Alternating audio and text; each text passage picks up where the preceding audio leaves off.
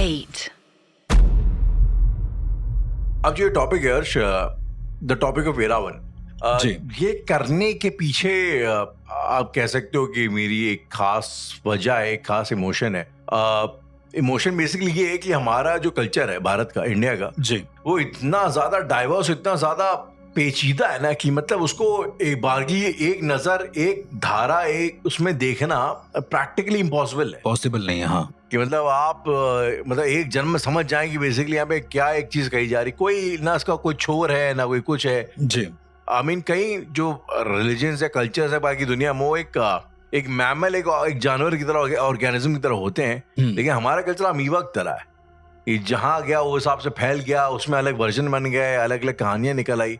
तो इस वजह से ये कैरेक्टर जो है एरावन का, हालांकि महाभारत का बड़ा ये माइनर कैरेक्टर है, लेकिन इसके बावजूद मुझे कैरेक्टर हद से ज्यादा इंटरेस्टिंग लगता है। जी बिल्कुल। तो अगर एरावन की कहानी की शुरुआत बोली जाए तो ये बेसिकली अर्जुन और उलूपी के बेटे हैं। जी उलूपी जो थी वो नॉर्थ ईस्ट इंडिया के एक नागा स्टेट की, हम जैसा अज्यूमिंग हो सकता है वो शायद आज का नागालैंड हो, बट नॉट नेसेसरली, लेकिन वो एक नागा प्रदेश की नागा कन्या होती उलूपी। जी। अच्छा, अब अर्श, पहली बात तो मुझे लगता है ऑडियंस के अंडरस्टैंडिंग के लिए थोड़ा ये बताया जाए कि बेसिकली नागा डायनेस्टी, ये नाग होता क्या है। मतलब हमने शायद इसकी बात उसमें भी करी, इन पेनोमेनन में भी करी है, जी, बट आई थिंक थोड़ा डिटेल में बात हो तो बेटर रहेगा। अब राहुल, नागों का कुल तो खैर बहुत पुराना है। जो मैंने आपको बताया था कि जब हलाल विष गिरा था तो उसमें सबसे पहले कई सारे जीव जंतु निकले थे उसमें से। तो ऐसा कहते हैं कि नाग भी उनमें से एक थे। जो नाग आए थे वासुकी नाग के बाद, उनके कुल के बाद, क्योंकि वासुकी नाग समेत 7 अलग अलग भाई थे उनके, जो एक साथ वासुकी नाग, फिर एक शेष नाग, इस तरह से अलग अलग 7 भाई थे। और उसके बाद ऐसा कहते हैं कि धरती पर नागों का अस्तित्व बहुत पुराने से आया है, क्योंकि ऐसा कहते हैं समुद्र मंथन के बाद से नाग और जीव जंतु आ गए श्रेणी में। अब जब हम लोग बात करते हैं नाग कुल की, तो मुझे दो भ्रांतियां आती हैं बहुत ज्यादा। पहली भ्रांति ये आती है कि शायद वो लोग नाग के वंशज हैं, ये हो सकता है। और दूसरा ये आता है कि शायद वो लोग नागों की पूजा कर रहे हैं। वासुकी नाग जो हैं वो उनके पूर्वजों में से हैं और अब वो इवॉल्व हो गए हैं एक तरीके से। तो नाग कुल शायद मैं इस तरीके से समझता हूँ कि शायद नाग कुल के लोग इस तरीके के होते हैं, वो ज्यादा प्रेफर करते हैं शिव या नाग की पूजा। जी, मतलब मेरे पूछने का सेंस ये था कि जैसे ये भी अपने आप में योनि है। कहते हैं कि कश्यप, ऋषि कश्यप और कद्रू जी के संतानों में से एक संतान थी नागों की, वहीं से इनकी डायनेस्टी की शुरुआत हुई। और अब ये भी कहते हैं कि जो इंद्र होते हैं, इंद्र की जो सभा होती है उसमें गंधर्व, किन्नर, अप्सराएं और साथ में नाग भी होते हैं। जी। तो ये नाग क्या, यही नाग की बात हो रही है? मेरे हिसाब से तो यही नाग की बात हो रही, बाकी मैं नहीं कह सकता, क्योंकि विष कन्याएं, नाग, इन सभी का जिक्र इंद्र के दरबार में आता है। तो शायद ये उन्हीं नागों की बात हो रही है। Okay, may be. तो बेसिकली स्टोरी कुछ ऐसी है कि अर्जुन और उलूपी की शादी होती है और उनसे एक संतान होती है जिसका नाम होता है एरावन। अब कुछ लोगों का ये कहना है कि एरावन के जो मामा जी थे, जो मतलब उलूपी के जो भाई थे, वो बेसिकली शादी के एरावन के बड़े खिलाफ थे। तो वो कभी जिंदगी भर एरावन को एक्सेप्ट नहीं करते। और एरावन जो है इवेंचुअली जब वो बड़ा होता है तो वो अब एक मत ये है कि वो इंद्रलोक में था, और इंद्रलोक में जब पता उसको लगता है कि भाई महाभारत का युद्ध होने वाला है वगैरह वगैरह, तो वो वहां से जो है इंद्रदेव का आशीर्वाद लेके निकलता है इंद्रलोक से, और सीधा आके जो है अपने पिताजी से महाभारत युद्ध के दौरान ही मिलता है। ये मत है कोई, ये एक मत है। मैं इसीलिए तो बता रहा हूँ कि बड़े अलग अलग मत हैं। अभी एरावन के बारे में पढ़ते मुझे एक चीज पता लगी कि साउथ में एक ट्रेडिशन होता है जो कि जैसे शाक्त समुदाय होता है, वैसे एक ट्रेडिशन होता है जो कि द्रौपदी का समुदाय होता है। वो लोग द्रौपदी को अपनी इष्ट देवी मानते हैं, उसके हिसाब चलते हैं। और द्रौपदी पर्व के हिसाब से रावण की स्टोरी कुछ थोड़ी अलग है जी, वैसे एक स्टोरी कुछ अलग है। महाभारत में जो पर्व उसके हिसाब से थोड़ी अलग है। अच्छा, अब एक स्टोरी ये है रावण की, कहते हैं कि भाई महाभारत युद्ध होने से पहले एक माँ काली को एक सैक्रिफाइस होनी थी, एक नरबलि होनी थी जी। तो भाई पूछा जाता है यार कि एक नरबलि देनी है, कौन आएगा? तो ये रावण अपना हाथ खड़ा करता है, चलिए मैं दूंगा अपने पिताजी के लिए, युद्ध के लिए नरबलि जी। तो जब वो इस महान कार्य के लिए तैयार होता है तो कृष्ण उसको 2-3 वो देते हैं कि भाई तुम इसे वर मांगो। तो जो पहला वर वो मांगता है वो ये मांगता है अब यहीं पे वो है कि ये मतलब वर ये था कि दूसरा मांग गया था, लेकिन इनके हिसाब से यहाँ पर कॉन्फ्लिक्ट है। यहाँ पे थोड़ा कॉन्फ्लिक्ट है। जी। जो ये वर मांगता है, ये मांगता है कि मैं जो है लड़ाई से पहले मैं शादी करना चाहता हूँ। और काफी अलग तरीके का वर है एक तरीके से, काफी सेंसिबल भी है। जी। मतलब हाँ, मतलब ऐसे नहीं मरना चाहता, कुंवारा नहीं मरना चाहता, कुंवारा नहीं मरना चाहता। जी। मैं एक बार जो है उसमें जाना चाहता हूँ। जी। तो मैं तो खैर इसके ऊपर मुझे लगता है कि थोड़ी रिसर्च टाइप की होनी चाहिए। जी बिल्कुल। तो फिर ये होता है कि भाई कौन इससे शादी करेगा भाई, क्योंकि ये कल मरने वाला है। तो हर लड़की को पता था इससे शादी का मतलब कि जो आपको इवेंचुअली के अगले दिन से विधवा होना है। तो कोई तैयार नहीं हुआ। जी। तब कहते हैं कि श्री कृष्ण ने मोहिनी का रूप लिया और उसके बाद इरावन से शादी करी। और अगले दिन जब वो मर गया, जब उसने अपनी सैक्रिफाइस नरबली दे दी, जी, तब जो है मोहिनी ने अर्थात कृष्ण ने छाती पीट करके उसका विलाप भी किया, रोए कि मतलब काफी ज्यादा रोए। और अर्श ये कैरेक्टर मिले इसलिए बड़ा इंटरेस्टिंग है क्योंकि इसी ट्रेडिशन को भारत में आई थिंक तमिलनाडु में एक जगह है कुवगम में इस ट्रेडिशन को, इस पर्टिकुलर इंसिडेंट को आज भी सेलिब्रेट किया जाता है एज अ फेस्टिवल। और एरावन जो है वो जो किन्नर समुदाय होता है, वो किन्नर समुदायों का एक तरीके का एक डेमी गॉड है, भगवान। इनफैक्ट वो जो पूरी सेरेमनी है कुवगम वाली, उसमें जो कल्चर बेसिकली ये ट्रेडिशन की किन्नर जो है अलग अलग से आते हैं स्टेट से और वो एरावन से शादी करते हैं। और उसके बाद फिर अगले दिन जो है वो उसका बकायदा दुख भी मनाते हैं कि हम लोग विधवा हो गए। जी। और ये ट्रेडिशन है जो कि शायद लोग कहते हैं कि महाभारत काल से ही चला आ रहा है और बहुत ही अलग तरीके से मनाते हैं राहुल। जो आप बता रहे हैं कि दुख मनाते हैं, पर बड़ा अजीब सा होता है। वो लोग मंगलसूत्र धारण करते हैं, मतलब प्रॉपर शादी करते हैं। और अगले दिन क्या करते हैं कि वो उनकी मूर्ति को शायद कुछ ऐसा तोड़ देते हैं, कुछ ऐसा मत के अनुसार कि जो उनकी मूर्ति तोड़ देते हैं, उनको लगता है कि वो मर गए हैं। फिर वो विलाप करते हैं एक तरीके से, फिर मंगलसूत्र भी तोड़ते हैं और कहते हैं कि सफेद साड़ी पहन के प्रॉपर विधवा का रूप रख के वो एक दिन तक जो किन्नर है वहां पर रहते हैं इस तरीके से। लेकिन इसी तरीके से राहुल जो ये प्रथा है, ये एक प्रजाति है पुरुलिया की, वो लोग भी ये चीज करते हैं। मतलब वहां के किन्नर, नॉट किन्नर, वो ट्राइबल्स की बात हो रही है। तो वो लोग क्या काम करते हैं कि एक दिन के लिए शायद किसी से शादी करते। उनके यहाँ ये विधान नहीं है कि मतलब किसी भगवान को आप मान के शादी कर रहे हो, या एक आदमी जो होता है अगर उसको कोई स्वप्न आता है शादी करने का, जी, तो अक्सर वहां पर शादी करने के स्वप्न नहीं आते। लेकिन अगर स्वप्न आता है तो उसको क्या काम करना होता है, शादी करनी होती है एक रात, क्योंकि उसके पास कहते हैं कि एक ही रात का टाइम होता है और अगले दिन वो सुबह मर जाता है।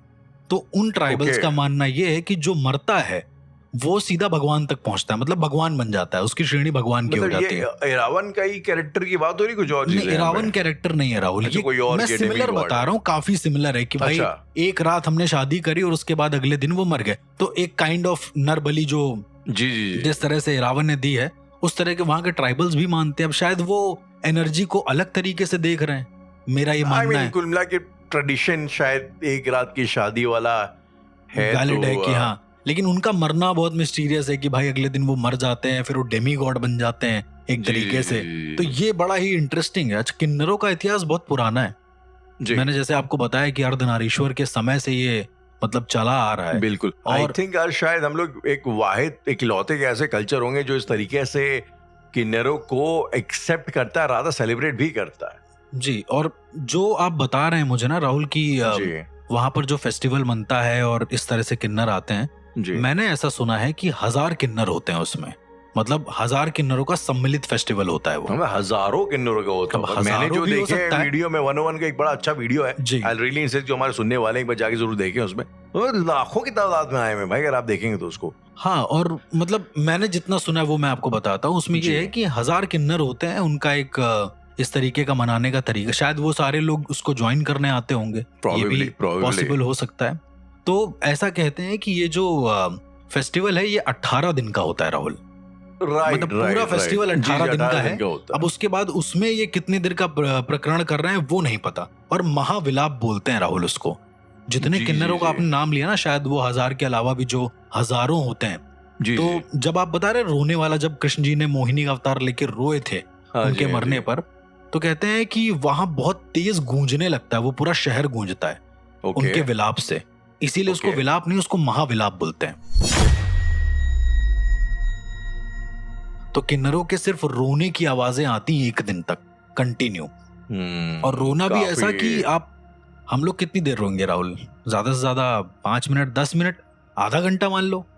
बहुत ही डिप्रेस हो तो 1 घंटा मान लो, उसके बाद तो शरीर जवाब देगा ना। हम तो मरद हम ज्यादा रोते वैसे भी नहीं है। एक बात है कि अब ये तो खैर, तो इन लोगों का कहते हैं कि ये लोग जब चुप भी होते हैं, इनका सीक्वेंस ये रहता है कि एक चुप होगा तो दूसरा रोएगा कंटिन्यू, मतलब वो विलाप नहीं बंद होगा, मतलब साइलेंस नहीं हो सकता, वो फ्रीक्वेंसी नहीं बंद हो सकती किसी भी कीमत पे। जी जी जी जी जी।